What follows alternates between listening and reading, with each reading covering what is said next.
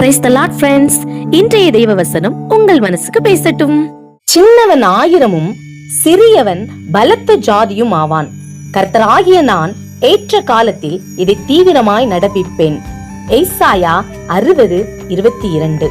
நம்ம வாழ்க்கையில சில நேரங்கள்ல நம்மளை சுத்தி இருக்கிறவங்க நம்மள ரொம்ப மட்டமா பேசுவாங்க.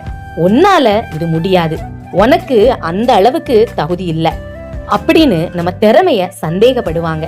சில நேரத்துல நம்ம குடும்பத்தாரே நம்மள மத்தவங்களோட ஒப்பிட்டு பேசி நம்மள ஒரு சிறியவனா உணர வைப்பாங்க.